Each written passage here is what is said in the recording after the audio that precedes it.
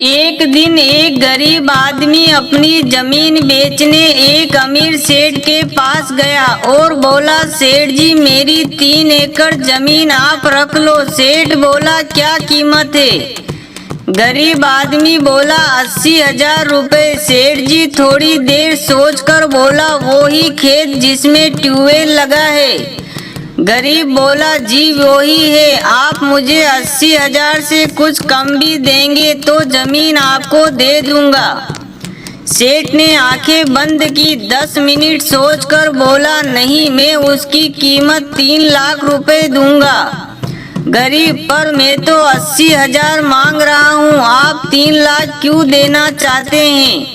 सेठ बोला, तुम जमीन क्यों बेच रहे हो? गरीब बोला, बेटी की शादी करनी है इसलिए मजबूरी में बेचना है। पर 3 लाख क्यों दे रहे हैं? सेठ बोला, मुझे जमीन खरीदनी है, किसी की मजबूरी नहीं।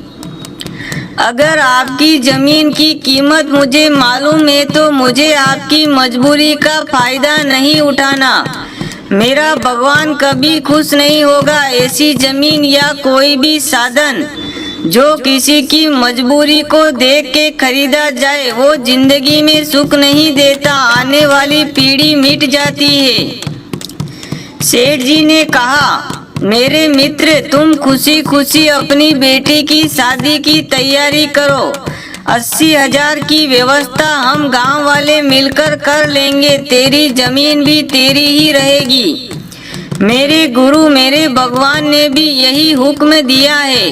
गरीब आदमी हाथ जोड़कर नीर भरी आंखों के साथ दुआएं देता चला गया। ऐसा जीवन हम भी बना सकते हैं, बस किसी की मजबूरी न खरीदे। किसी के दर्द मजबूरी को समझकर सहयोग करना ही सच्चा तीर्थ है, एक यज्ञ है, सच्चा कर्म और बंदगी है।